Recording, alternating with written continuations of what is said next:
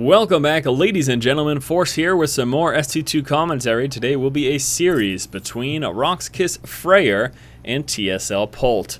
We are on the map Metalopolis, spawning over here in the 3 o'clock spawn position. We have got our blue Terran player, TSL Polt.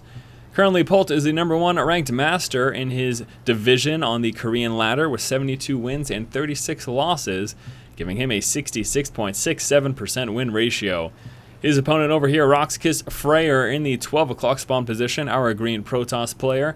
Currently the 44th ranked Grandmaster on the European ladder with 86 wins and 22 losses, giving him a 79.63% win ratio. A little bit better there. Actually, quite a bit better. That's a very nice win ratio, especially given the fact that he is a Grandmaster. FRAER, obviously a very strong player. Both these players obviously very strong, no question about that. Polt is certainly a strong Terran player as well. So again, this is going to be a series here, starting off on Metalopolis, Terran versus Protoss, Polt versus FRAER. And the first thing I want to make note of is the spawn positions. Look at this. Close air distance. Early game air harass, very effective. Drops, very effective. Either player has an opportunity to utilize either of those once they scout out where their opponent is. But yes, certainly going to be a possibility here in this game. Now taking a look at the opening, everything's looking pretty standard over here. Obviously, nothing too unorthodox you're going to expect from a Protoss player, but over here, how's Polt doing? He's looking fairly standard as well, not going a 1 racks expand with no gas, anything like that. Looks like he did open up 10 depot, 12 racks, and 13 refinery. So it's very standard opener here from Polt and FRAER as well. Simulator now up, and he should be working to saturate that. Actually, holding off. I wonder if this is on purpose or not. He is, okay, so look at this. He is rallying the Nexus over there. So what this tells me here, FRAER does plan, obviously, to be very light on the gas early on. A lot of times you'll see players get that assimilator and saturate it right away. And in this matchup, typically what that leads to is the Stalker and the Warp Gate research coming out immediately once that Cybernex core finishes. That usually puts you at right about 100 Vespene to be able to afford that. But since FRAER is a little slow on saturating this, it means he'll be pulling up those extra minerals, so we may very well be seeing that 1 gate into expand from him as a result of that being a little bit later on that gas there.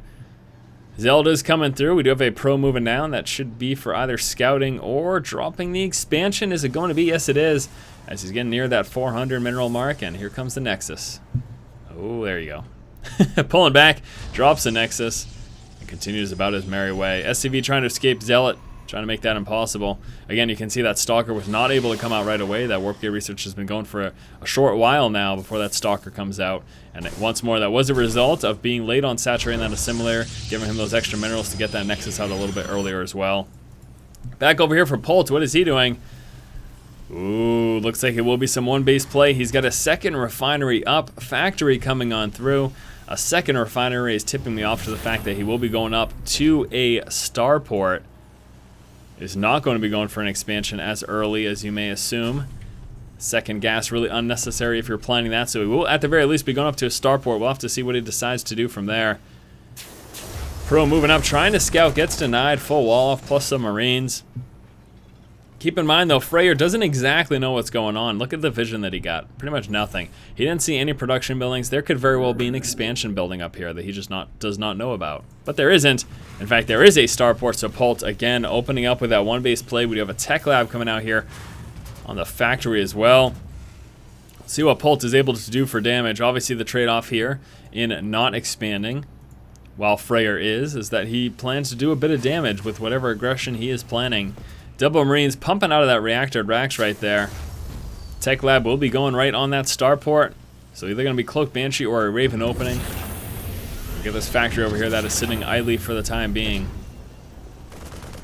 Probe trying to get back up for secondary scouting. That does get denied as Polt pulls back with those Marines and takes him out. See you later, Probe. Now back over here for FRAER. We've got 3 gateways plus a robotics. So a 3-gate robo here. Very standard after that expansion. It's going to be a little while until he's got that first observer, but look at that cloak research, nowhere near finishing. So he should be all set by the time that Banshee actually gets cloak. I don't think it will be able to do that much damage because the timing of that robotics and the fact that he'll definitely have an observer out before cloak research finishes means that he should most certainly be all set. You may wonder, well, why is it do you assume that FRAER's going for an observer right away? I mean, he hasn't scouted out, right? So at the very least, he wants to scout with that observer. But in the chance that there is cloak banshees coming, which there are, he also wants to make sure that he's going to be all set against that. So that first banshee now out. Cloak research still needs a little bit more time here. So the banshee might try to engage, but it's going to be a little while longer until he gets a cloak. Follow-up is going to be a raven here. And we do have siege tanks coming up, so Polt will be following up this harass with what appears to be a one base all-in push. Going mass marine, siege tanks, cloak banshee, raven. That's what we're going to expect here from Polt. So Polt opening up with that banshee harass, planning an all-in push. Very likely to pull a hefty amount of these SCVs with that as well. First observer is out now, pulling on in. Now we do have that banshee moving down. There's a cloak research. That finishes. Banshee getting one kill. Stalkers can't shoot him yet. The observer a little bit lagging behind. Second observer coming out. Banshee going to continue to get some kills. Number 2, number 3. Here comes 4 and 5. And then it's going to be forced back as the observer pulls on forward. Allows the stalkers to get some shots off. And forces Polt to hide in the corner like a coward. Oh, you poor Banshee. 5 kills though. I wouldn't say that paid for itself, but he definitely has the opportunity to do some follow-up harass after the fact. So this is not over. And of course we've got this, Raven, Marines, and Siege Tank. Siege Tech now also starting Polt. We'll be planning that push very, very shortly. And here we go, dropping the supply depots, preparing to mobilize his force here. And again, expect a bunch of these SCVs. Probably not all of them. You usually want some residual there. Get some extra mining going on. This allows you to continue to reinforce. But here it is, ton of SCVs moving down. With the main force of Marines, Raven, Banshee, Tank, Siege Tech going to be finished very shortly. FRAER is aware of this as he moves on in, scouts all those production buildings. He pulls back immediately, says, heck, it's coming. Tower control going to Polt here. And here comes the push. Now FRAER actually moving out to engage. This is very smart of him. As Siege Tech isn't done yet, he can really soften up these forces quite a bit. No point defense drone yet here from this Raven. Holding off on that, at least for now. Might actually just be saving up his energy. Maybe drop some turrets if he deems it necessary here in the future. Oh, Raven, no! Oh, that is very sad. Lost the Raven without doing any damage whatsoever. Banshee tried to move back in. Actually ends up with 8 kills, but still. Looks like he killed off 3 more workers. Not going to be able to do any more damage. We got 2 Stalkers guarding back there. Siege Tech now finally out. Vision of the high ground. Going to allow him to take out that Immortal. Took a lot of damage to that Siege Tank. Marines doing what they can. Probes coming down here for FRAER. That's a hefty economic loss, but he is trying to win it here. He needs to get out of that Siege Tech. Get out of that siege vision there. That's the last thing he wants to be doing is taking damage from those tanks. Certainly has to be very careful. Polt, does he? No, he doesn't. No longer has vision of the high ground. Oh my gosh. A couple of stalkers up here could do so much damage. Scan taking out the observer, allowing him to shell out there on the pylon. Does he end up dropping it? They're very close. Yeah, oh, just barely misses it. That's too bad. Banshee now granting him of the high ground. So now his tank, that was really, he had a great opportunity to do a lot of damage there to that tank line. Banshee now in the main. Siege Tank's going to start to try to take out this warp gate. It's a tough situation right now for FRAER, given the fact that Polt now again has vision on the high ground. It's going to be a huge, huge problem for him. I'm going to try to push forward and get rid of that. Just a lot of damage from those tanks, so a bit of repair going on. Polt going to continue to reinforce here. Marines and tanks continue to push out. Another Banshee about to come out as well. 1 gateway gets dropped. Now down to just 2 plus the Robo coming out with those Immortals. FRAER hanging in there. These reinforcements going to continue to make things scary for him though. Still got an economy going though for FRAER. FRAER's got his main and natural freely mining, except for those guys. I don't know what they're doing. Don't know why they're mining.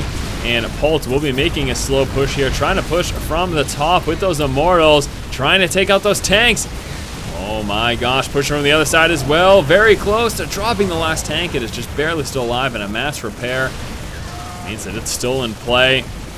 Polt very, very close to losing all of his tanks there.